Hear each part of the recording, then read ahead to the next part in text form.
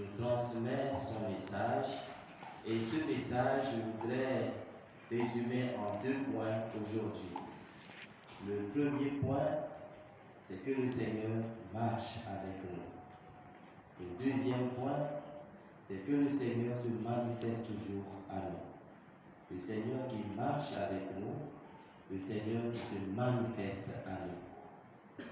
Dans l'évangile que nous venons d'écouter, au chapitre 24 et au verset 15 de cet évangile, il est rapporté que Jésus s'approcha des 2 disciples d'Emmaüs et il marchait avec eux.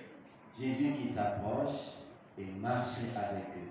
Dans quelles circonstances Jésus les a rejoints? Jésus les a rejoints dans une circonstance difficile, dans une situation douloureuse. Ces disciples, ils ont connu Jésus. Ils ont cheminé avec lui pendant 3 ans. Et Jésus est mort. Jésus meurt. Et après, on leur annonce que Jésus est ressuscité. Eux, ils étaient bouleversés. On leur a dit qu'il est ressuscité, mais ils n'ont pas vu se ressusciter.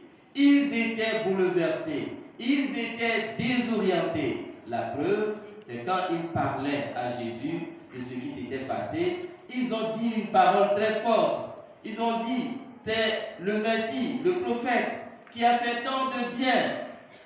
Mais on l'a livré, on l'a crucifié, il est mort. Nous qui espérions que c'était lui qui allait délivrer Israël.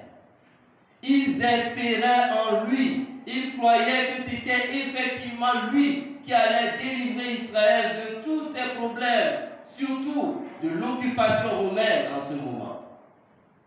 Ils avaient mis leur espoir en lui, mais l'espoir est tombé. Il n'y a plus de solution, il n'y a plus rien à faire.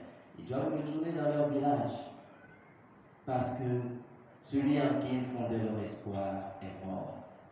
Malgré le fait qu'on raconte qu'il est ressuscité ou qu'il serait ressuscité, ils ne l'ont pas vu, donc ils sont désorientés. Alors, ils s'en allèrent sur leur chemin et ils discutaient de ce qui s'était passé entre eux. Ils parlaient entre eux de cette situation qui les a bouleversés, de cette situation qui les a tourmentés, de leur désespoir. Et c'est dans ce désespoir que le Seigneur les rejoint sur le chemin. C'est dans ce désespoir que le Seigneur s'approcha d'eux. Ce n'est pas eux qui ont dit Seigneur, viens cheminer avec nous. Ce n'est pas eux qui ont dit Seigneur, viens nous secourir. C'est le Seigneur lui-même qui, de façon délibérée, s'approcha d'eux et marchait avec eux. Il y a une chose dont nous devons être sûrs. Dans toutes nos situations, dans tous nos problèmes, dans tout ce qui nous désoriente, ce n'est pas avant tout nous qui disons au Seigneur de venir nous aider.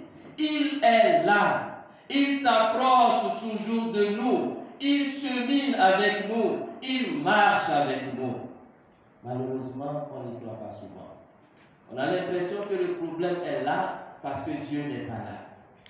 Parce que Dieu nous a laissés. Parce que Dieu nous a abandonnés. Qui nous dit qu'il nous a abandonnés? Il est là. Il s'approche. Il ne s'éloigne pas. Il s'approche et il marche. Quand on fait un pas, il fait un pas avec nous. Jésus fait avec nous ce que on peut dire, ton pied, mon pied, si tu marches, je marche.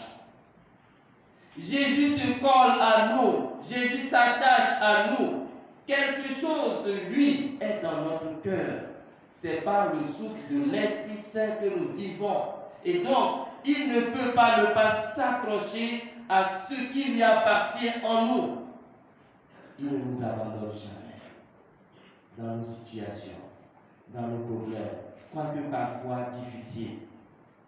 Et dans nos familles, dans nos lieux de travail, dans nos associations même catholiques, dans nos groupes, nous rencontrons parfois des problèmes qui semblent nous dépasser à tel point qu'on arrive parfois à dire Dieu m'a abandonné. Je l'ai prié, il ne répond pas. Je l'ai supplié, il ne répond pas. Parce que s'il répondait, s'il était proche, s'il marchait avec moi, cette maladie n'allait pas m'arriver, cet accident n'allait pas m'arriver, cette mort n'allait pas m'arriver, arriver à mon voisin. Ma famille ne serait pas une famille de discorde aujourd'hui s'il était proche, s'il marchait avec moi. Voilà ce qui nous arrive souvent, humainement parlant, où nous regardons avec des yeux humains, mais Dieu, lui, il est là. Il est là et il vit cette ingratitude de notre part. Il est proche, il marche avec nous et nous continuons d'être ingrats, de ne pas pouvoir reconnaître sa présence. Dans nos familles, ces situations existent. Je me rappelle quand j'étais petit, nos parents nous invitaient à beaucoup prier et ils priaient avec nous. Mais malheureusement, les malheurs n'ont pas cessé de s'abattre sur la famille. Un jour, j'avais pris ma petite sœur, c'est l'unique grand souvenir que j'avais d'elle. J'ai pris ma petite sœur, on s'est promené et on est revenu dans l'atelier de notre père avec les ouvriers qui avaient travaillé et qui étaient en pause. Il y avait une rallonge à côté, branchée sur un compteur et qui était abîmée. Ma petite sœur, dans ses amusements, est partie s'asseoir sur la rallonge. Et elle était restée là, raide, sous mes yeux, sous mon regard. Et les ouvriers du papa étaient en train de causer jusqu'à un moment où l'un d'eux a remarqué que la petite sœur était devenue raide et changeait de couleur. Et moi aussi, je la regardais sans savoir ce qui se passait réellement. Et elle était morte. Alors, on pourrait dire, qu'est-ce qui se passe ainsi? Qu'est-ce qui ne va pas? Les gens sont venus, non, ce sont les sorciers, non, c'est certainement telle personne, et les choses vont comme ça. Et on ne se pose pas la question de la responsabilité. De la responsabilité. Alors parfois, on accuse les autres. On peut aller dans les groupes de prière pour aller chercher qu'est-ce qui s'est passé. Mais on ne se pose pas la question, pourquoi donc la rallonge était encore branchée? Pourquoi donc? C'était abîmé, c'est pas réparé. Et on peut se dire, où est-il donc notre Dieu qui laisse cette situation apparaître dans la vie d'une innocente sans agir? Est-il loin ou est-il proche? Et pourtant il était proche, il était là. J'avais l'âge de 9 ans quand une de mes grandes sœurs s'est bagarrée avec son petit ami dans sa maison et le petit ami dans sa colère a pris un couteau et l'a poignardé. C'est tombé sur